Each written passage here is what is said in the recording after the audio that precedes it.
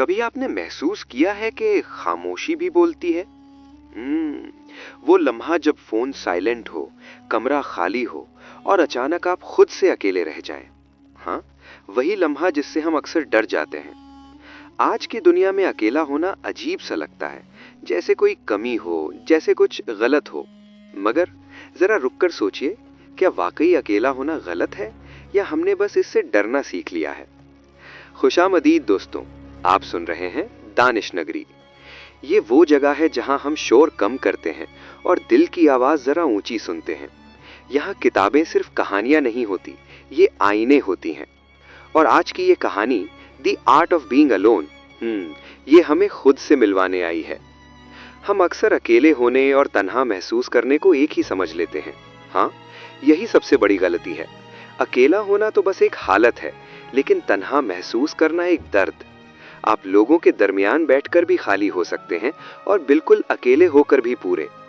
मसला ये नहीं कि हम अकेले हैं, मसला ये है कि हम खुद के साथ बैठना नहीं जानते। हम खामोशी से इसलिए घबराते हैं क्योंकि खामोशी में सवाल उठते हैं, वो सवाल जिनसे हम दिन भर भागते रहते हैं। मुआशरा हमें क्या सिखाता है कि अकेले ना रहो, किसी के साथ रहो, कनेक्टेड रहो, बिजी रहो, जैसे अगर हमने खुद के साथ वक्त गुजार लिया तो हम टूट जाएंगे। लेकिन इस किताब की आवाज बड़ी नर्म है। वो कहती है, जो शख्स खुद के साथ रहना सीख लेता है वो दुनिया में कभी अकेला नहीं होता। हाँ, ये बात सुनने में सादा लगती है, मगर इसमें बड़ी ताकत है। जरा सोचें, जब आप अकेले होते हैं तब कोई आपको जज नहीं कर रहा होता, कोई लाइक्स नहीं गिन रहा होता, कोई तवक्को नहीं रख रहा होता, सिर्फ आप और आपके ख्यालात। और इन्हीं लम्हों में आपको पता चलता है कि आप असल में क्या चाहते हैं, किस चीज ने आपको अंदर से थका दिया है और किस बात ने आपको मजबूत बनाया है। किताब कहती है कि तन्हाई हमें खुद से दोस्ती सिखाती है। जब आप खुद के साथ कंफर्टेबल हो जाते हैं तब आपको हर वक्त किसी की मौजूदगी की जरूरत नहीं रहती।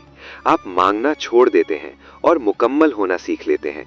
यही वो जगह है जहां सेल्फ वर्थ पैदा होती है, खामोश, आहिस्ता मगर मजबूत। हाँ, मानना पड़ेगा, शुरू में तन्हाई अजीब लगती है, दिल बेचैन होता है, हाथ खुद ब खुद फोन की तरफ जाता है। मगर अगर आप थोड़ा सा ठहर जाएं, अगर आप इस खामोशी को भागने ना दें, तो वो खामोशी आहिस्ता आहिस्ता सुकून में बदलने लगती है।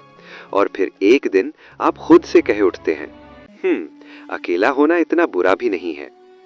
और शायद यही इस कहानी का असल पैगाम है। तन्हाई से लड़ना नहीं, उसे समझना है। उससे भागना नहीं, उसमें बैठना है। क्योंकि जो शख्स अकेले रहना सीख लेता है, हाँ, वो शख्स फिर किसी के जाने से टूटता नहीं। अगर ये अल्फाज कहीं आपके दिल को छू गए हों, तो बस एक लम्हा रुक कर सांस लीजिए और खुद से कहिए, शायद मुझे भी खुद के साथ वक्त गुजारना सीखना चाहिए। यही असल फन है। तो अब जरा आगे चलते हैं। अब बात सिर्फ अकेला होने की नहीं रहती, अब बात होती है अकेले रहकर खुद को पहचानने की। और यकीन माने, ये सफर थोड़ा खामोश है, थोड़ा गहरा, मगर बहुत सच्चा। जब इंसान तन्हाई में बैठता है ना, तो सबसे पहले शोर खत्म होता है, बाहर का भी और आहिस्ता आहिस्ता अंदर का भी। शुरू में दिमाग अजीब हरकतें करता है, पुरानी बातें, अधूरे जुमले, नाकामियां, डर सब एक साथ सामने आ जाते हैं। यही वो लम्हा होता है जहां ज्यादातर लोग वापस भाग जाते हैं, फोन उठा लेते हैं, कोई वीडियो चला लेते हैं, किसी को मैसेज कर देते हैं, क्योंकि सच का सामना आसान नहीं होता। लेकिन ये किताब कहती है, ठहर जाओ। हाँ, बस थोड़ा सा ठहर जाओ, क्योंकि यही वो जगह है जहां शिफा शुरू होती है। तन्हाई में दिमाग को पहली बार आराम मिलता है। कोई कंपेयर नहीं, कोई कंपटीशन नहीं, कोई एक्सपेक्टेशंस नहीं। और इसी खामोशी में इंसान अपने असल एहसासात को सुनना शुरू करता है। आपको पता चलता है कि आप वाकई थके हुए हैं या बस भाग रहे थे। आपको अंदाजा होता है कि आप उदास हैं या बस अटेंशन चाहते थे। ये फर्क समझ आना बहुत बड़ी बात है। किताब एक खूबसूरत बात कहती है, जब आप अकेले होते हैं तब आप फ्लो में जा सकते हैं। फ्लो यानी वो हालत जहां वक्त का पता ही नहीं चलता, जब आप कुछ कर रहे होते हैं और दुनिया पीछे रह जाती है।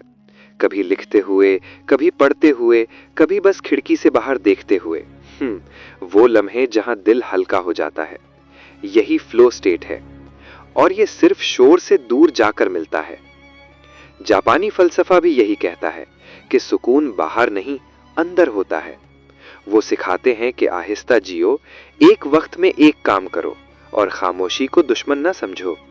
स्ट्रेस इसलिए नहीं होता कि जिंदगी मुश्किल है, स्ट्रेस इसलिए होता है कि हम खुद से कट जाते हैं। और जब खुद से राबता टूट जाए ना, तो हर आवाज शोर लगने लगती है।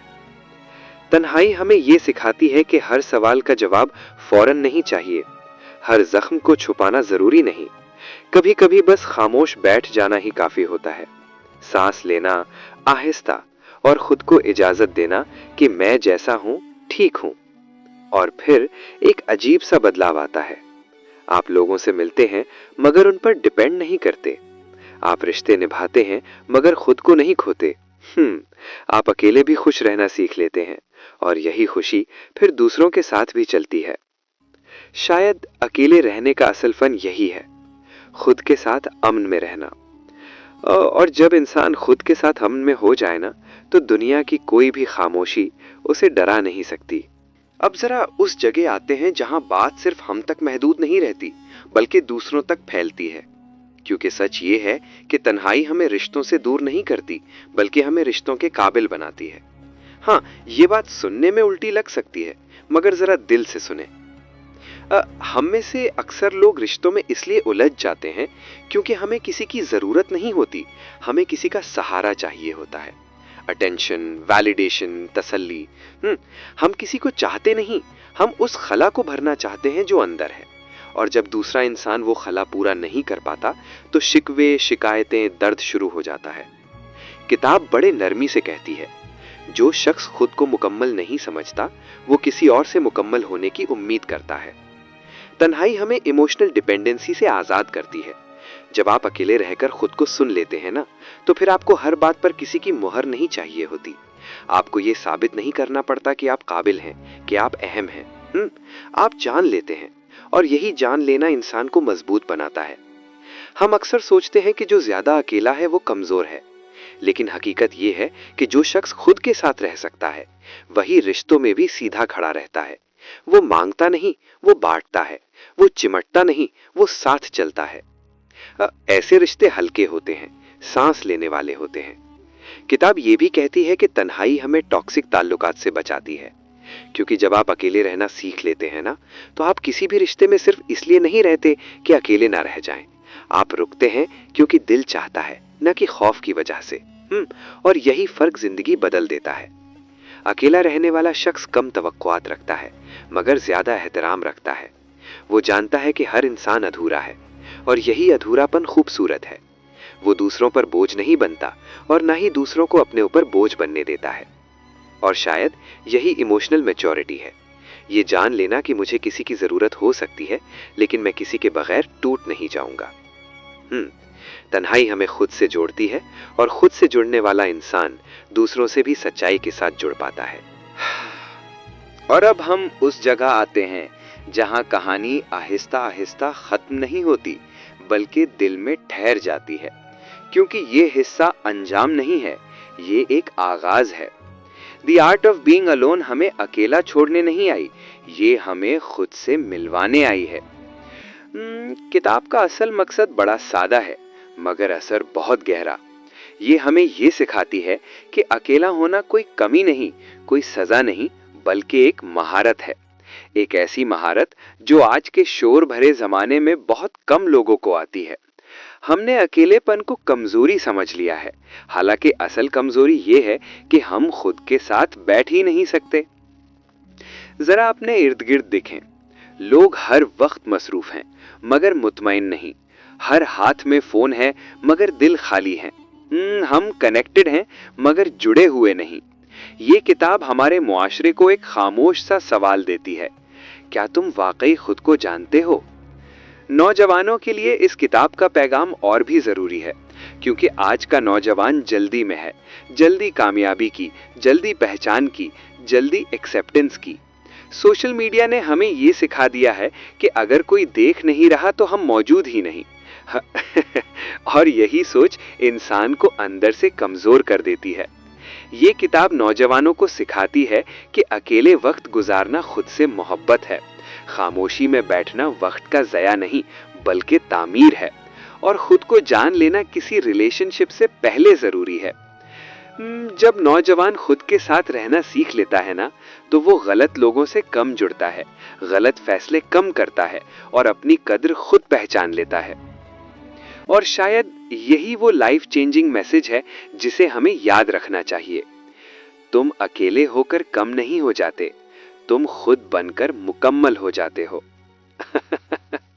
अगर ये अल्फाज आपके दिल के किसी कोने को छू गए हों, अगर आपने खुद को इन जुमलों में कहीं पहचाना हो, तो इस कहानी को यहाँ खत्म ना होने दें।